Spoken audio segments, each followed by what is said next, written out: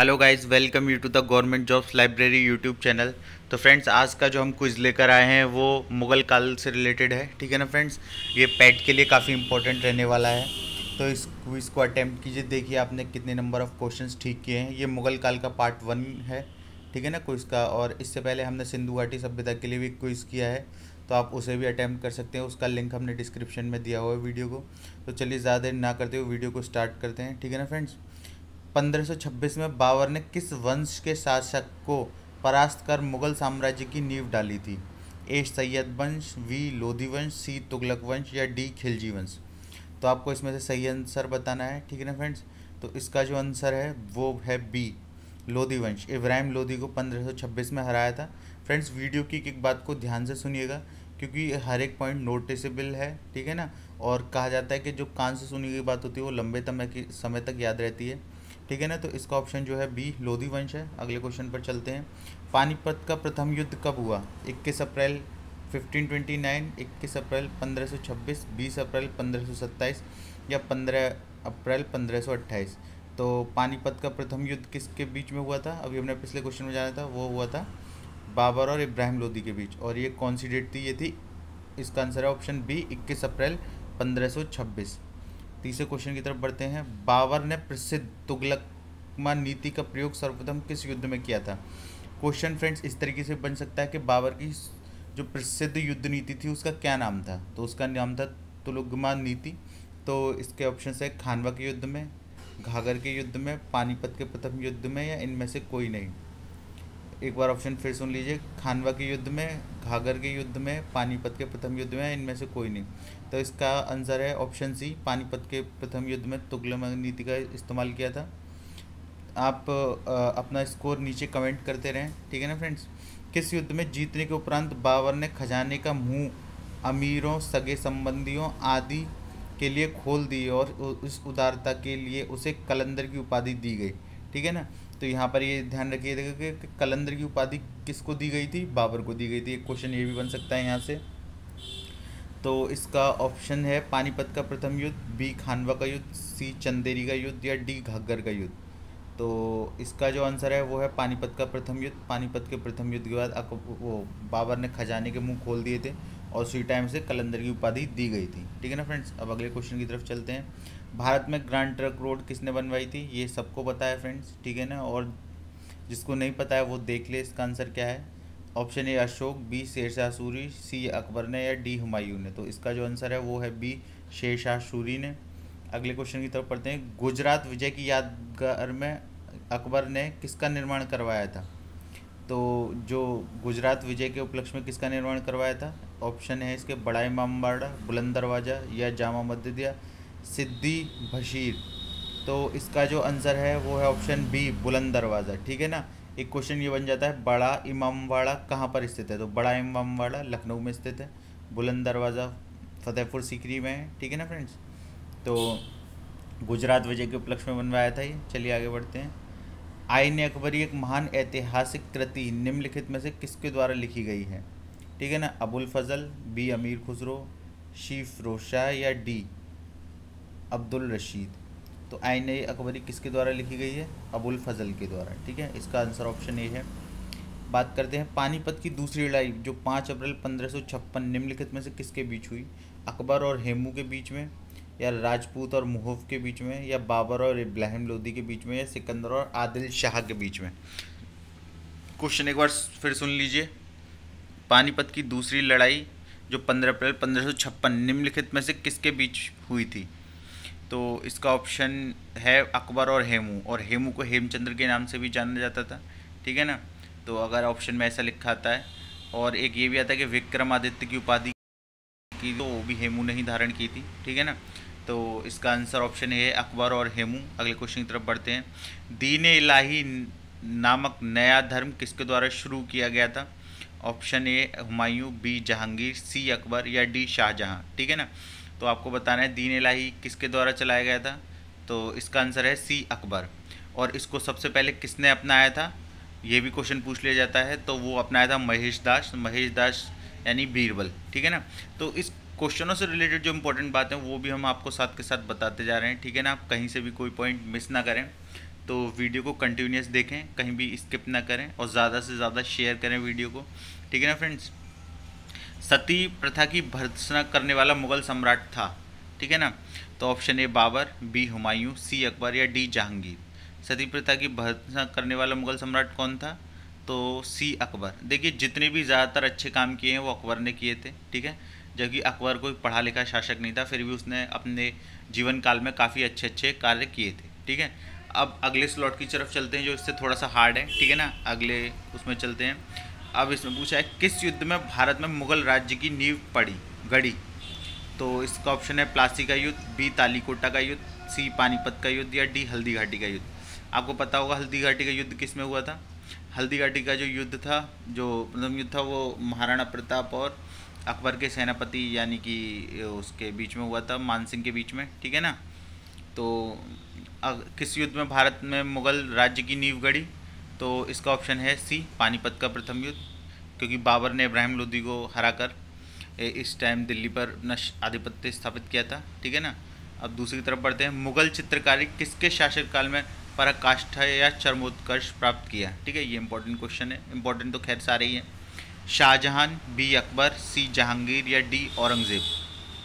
तो मुगल चित्रकारी किसके शासनकाल में पराकाष्ठा पर थी? तो वो है ऑप्शन सी जहांगीर। जहांगीर किसका बेटा था? जहांगीर अकबर का बेटा था, ठीक है। और अब आगे बढ़ते हैं अगले क्वेश्चन की तरफ। निम्नलिखित ने किसने अकबर की जीवन कथा लिखी थी?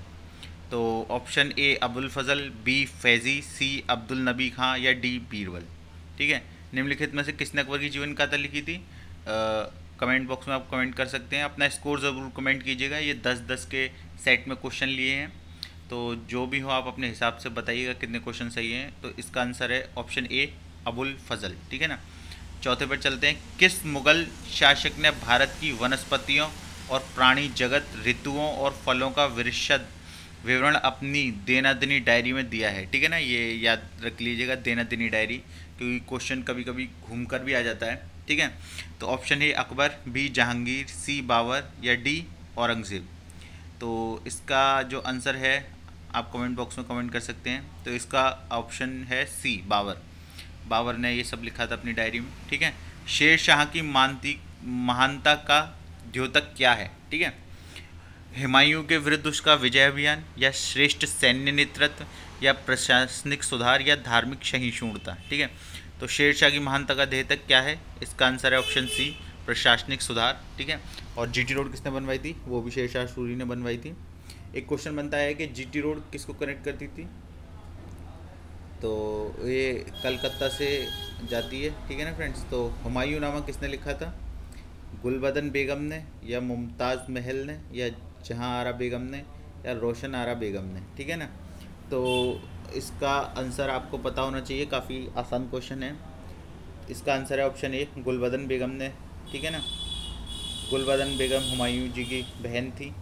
सातवें क्वेश्चन में चलते हैं। अकबर के शासन में महाभारत का फारसी में अनुवाद किया गया था, वह किस नाम से जाना जाता है? ठीक है, क्वेश्चन एक बार फिर सुन लीजिए। अकबर के शासन में महाभारत का फारसी भाषा में अनुवाद किया गया था, वह किस नाम से जाना जाता है?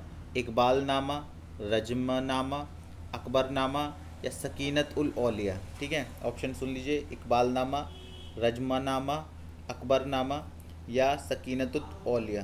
तो ये है ऑप्शन बी रजमनामा, ठीक है ना। अब आगे की तरफ बढ़ते हैं।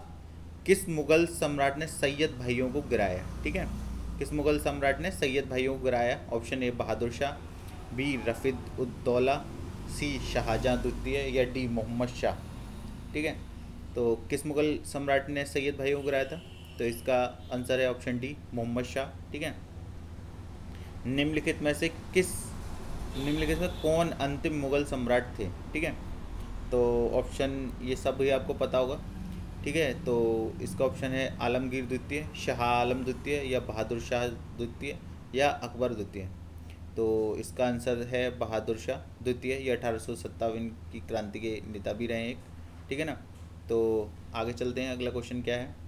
प्रसिद्ध मुस्लिम शासिका चांद बीवी जिसने बरार को अकबर को सौंपा, निम्नलिखित में से किस राज्य से संबंधित थी? ए बीजपुर, बी गोलकुंडा, सी अहमदनगर या डी बरार।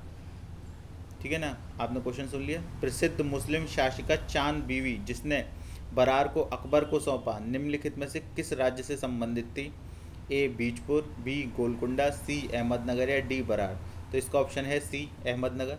ठीक है ना, जो भी आपका स्कोर है आप कमेंट बॉक्स में कमेंट कर सकते हैं, कोई भी डाउट है आप वो भी पूछ सकते हैं कमेंट सेक्शन में। ठीक है ना, और इस प्लेलिस्ट को फॉलो करें, ये आपके लिए बहुत हेल्पफुल रहने वाली है। ठीक है ना, पीईटी के एग्ज़ाम के लिए। ठीक है ना, वनडे एग्ज़ाम्स के लिए सभी यूज़फुल रहने वाली है। चलिए अब आगे बढ़ते हैं। मुगल प्रशासन व्यवस्था में मनसबदारी प्रणाली को किसने प्रारंभ किया? Option A Shah Jahan, B Akbar, C Jahangir या डी बाबर। एक बार ऑप्शन सुन लीजिए, क्वेश्चन सुन लीजिए। मुगल शासन प्रशासन व्यवस्था में मनसबदारी प्रणाली को किसने प्रारंभ किया? ए शाहजहां, बी अकबर, सी जहांगीर या डी बाबर। तो इसका ऑप्शन बी है, अकबर ने किया था। ठीक है, अगली तरफ चलते हैं। अपने काल का महान संगीतज्ञ तानसेन किसके दरबार में था? ये सब आपको पता होगा। जहांगीर, बी अकबर, सी शाहजहां या डी बहादुर शाह। तो इसका ऑप्शन है बी अकबर। ठीक है ना, ये आपको पता होना चाहिए। मुगल काल की राजभाषा कौन थी? इसमें लोग कंफ्यूज हो जाते हैं अक्सर का। ठीक है, ए उर्दू, बी हिंदी, सी अरबी या डी फारसी। एक बार ऑप्शन फिर सुन लीजिए, ए उर्दू, बी हिंदी, सी अरबी या डी फारसी। तो इसका ऑप्शन आप कमेंट बॉक्स में कमेंट करें। वैसे इसका आंसर ऑप्शन डी है, फारसी। ठीक है, चलते हैं अगले क्वेश्चन की तरफ। अगर आपको किसी क्वेश्चन का आंसर पिकअप करने में टाइम लग रहा है तो आप वीडियो को पॉज कर सकते हैं। ठीक है ना, क्वेश्चन आपके सामने स्क्रीन पर चल ही रहे हैं और मैं साफ साफ बोलने की कोशिश कर रहा हूँ जो आपको समझ सके। अगली वीडियो में हम टिक मार्क का ऑप्शन रख लेंगे ताकि आपको वीडियो में दिक्कत ना हो। ठीक है ना, तो रामचरितमानस के लेखक तुलसीदास किसके शासनकाल से संबंधित थे? ठीक है, ए चंद्रगुप्त विक्रमादित्य, बी वाजिद अली शाह, सी हर्षवर्धन या डी अकबर। तो रामचरितमानस के लेखक तुलसीदास किसके शासनकाल से संबंधित थे? वो है ऑप्शन डी अकबर। और जो रहीम थे वो भी अकबर के शासनकाल में ही थे और अकबर के बेटे थे, क्योंकि वो बैरम खान के बेटे थे और उसके बाद उन्होंने अकबर ने उन्हें अपना बेटा स्वीकार किया था। ठीक है, तो रामचरितमानस के लेखक तुलसीदास किसके शासनकाल से संबंधित हैं? डी अकबर। ठीक है, अब बात करते हैं बाबर मूल रूप से कहाँ का शासक था? ए फरगना, बी कंधार, सी तक्षशिला या डी पंजाब। ठीक है, तो बाबर मूल रूप से कहाँ का शासक था? इसका आंसर है ए फरगना। एक क्वेश्चन ये भी बनता है कि बाबर कहाँ से हिंदुस्तान में घुसा था?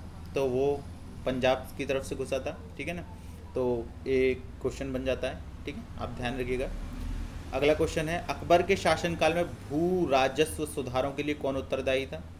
ए बीरबल, बी टोडरमल, सी जयसिंह या डी विहार मील। ठीक है, तो भू राजस्व सुधार के लिए कौन उत्तरदायी था? ऑप्शन कमेंट करें। वैसे इसका आंसर ऑप्शन बी है टोडरमल। ठीक है ना, ये शेरशाह सूरी के भी भू राजस्व सुधारों में रहे थे। उसके बाद इन्होंने जब शेरशाह सूरी नहीं तो अकबर के इन्होंने दरबार में किया। ठीक है, अब अगला आता है, अकबर द्वारा बनवाए गए उपासना भवन पूजा गृह का क्या नाम था? तो ऑप्शन है दीवाने खास, बी दीवाने आम, सी इबादत खाना या डी बुलंद दरवाज़ा। तो इसका जो आंसर है वो है सी इबादत खाना। ठीक है ना, आगे बढ़ते हैं। सुप्रसिद्ध संगीतज्ञ तानसेन और बैजू बावरा किसके शासन में सुविख्यात थे? तो ये इसका आंसर आपको सबको पता ही होगा। इसका आंसर ऑप्शन सी अकबर। अगला क्वेश्चन है, राजा बीरबल की उपाधि किसे दी गई थी? Option A Mahesh Das, B Raja Bhagwan Das, सी बनमाली दास या डी राजा टोडरमल। ठीक है, तो एक बार ऑप्शन फिर सुन लीजिए, महेश दास या राजा भगवान दास या बनमाली दास या राजा टोडरमल। तो राजा बीरबल की उपाधि किसको दी गई थी? महेश दास को। ठीक है, और इन्होंने ही सबसे पहले दीन इलाही धर्म को अपनाया था। ठीक है, और अगला क्वेश्चन है, औरंगज़ेब ने ज़्यादा भवनों का निर्माण नहीं करवाया। ऑप्शन ए उसे वास्तुकला में कोई रुचि नहीं थी, बी राजमिस्त्री उपलब्ध नहीं थे, या सी वह मितव्ययी था, या डी उसके शासनकाल में निरंतर युद्ध करने पड़े। ठीक है, तो इसका आंसर है ऑप्शन डी, उस अपने शासनकाल में निरंतर युद्ध करने पड़े थे। ठीक है, तो अगर आपको वीडियो पसंद आई हो तो लाइक करें, इस चैनल को ज़्यादा से ज़्यादा सब्सक्राइब करें और इस प्लेलिस्ट को फॉलो करें। अगर आप दिन के 20 मिनट किसी क्विज़ को अटैम्प्ट करने में देते हो तो उसमें आपको कुछ नहीं बिगड़ेगा, आपकी तैयारी टेस्ट होगी। ठीक है ना, और कभी कभी हम जो क्वेश्चंस पढ़ते हैं वो याद नहीं रह पाते, पर जो हम क्विज़ में अटैम्प्ट करते हैं वो क्वेश्चन हमें याद रह जाते हैं। तो ज़्यादा से ज़्यादा हमारी वीडियो को शेयर करें और एक सब्सक्राइब करें और लाइक करें ताकि हमारा भी प्रोत्साहन बढ़ता रहे। ठीक है ना, तो all the best for your exams. Thank you friend.